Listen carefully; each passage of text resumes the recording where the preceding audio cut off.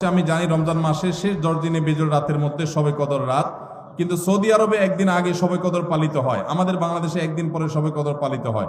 পৃথিবীতে শবে কদর রাত কি দুইবার আসে বা হয়? ভাইরা আমার, অনেক কমন একটা প্রশ্ন। এই প্রশ্নের উত্তর হলো, আল্লাহ রাব্বুল আলামিন পৃথিবীর যে প্রান্তের মানুষের জন্য যখন বেজোড় রাত হবে তাদের জন্য তখন শবে কদর দিবেন। এটা অস্বাভাবিক নয় যে বাংলাদেশের মানুষ যে রাত শবে কদর করেছে, সৌদি আরবের মানুষ ভিন্ন রাত শবে কদর করেছে। কারণ আমাদের এখানে যখন এখন রাত চলছে, ঠিক এই টাইমে আমেরিকাতে ফকফকা দিনের আলো।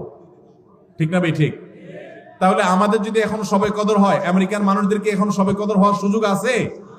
শবে কদর মানে হলো কদরের রাত, তাদের তো রাতই না, এখন দিন। তাহলে বোঝা গেল লাইলাতুল কদর এক এক দেশে এক এক অঞ্চলে এক এক সময় হতে পারে। এখন আপনি প্রশ্ন করতে পারেন যে এক এক এলাকায় যদি এক এক সময় রাত হয়, লাইলাতুল কদর হয়, তো আল্লাহ তো লাইলাতুল কদরে দুনিয়ার আসমানে নেমে আসেন, তো এক এক অঞ্চলে এক এক সময় হলে আল্লাহ কখন কোথায় থাকেন? এর উত্তর হলো, আমরা মানুষ এক জায়গায় উপস্থিত হলে আরেক জায়গায় উপস্থিত থাকি না। আল্লাহকে আমরা আমাদের মতো বিবেচনা করি। আল্লাহ রাব্বুল আলামিন তিনি সবকিছু করতে পারেন। একই সময় কোথাও তিনি উপস্থিত, আবার কোথাও অনুপস্থিত। একই সময় কাউকে তিনি মৃত্যু দিচ্ছেন, আবার কোথাও কাউকে জীবন দিচ্ছেন।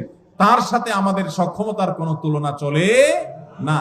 তার জন্য কোনো অসম্ভব বলতে কোনো কিছুই নাই। সূর্য একসাথে বহু জায়গায় তার উপস্থিতি জানান দিতে পারে, কিন্তু আমরা এক জায়গায় গেলে আরেক জায়গায় যাইতে পারি না। বিধায় এখানে পার্থক্য আছে।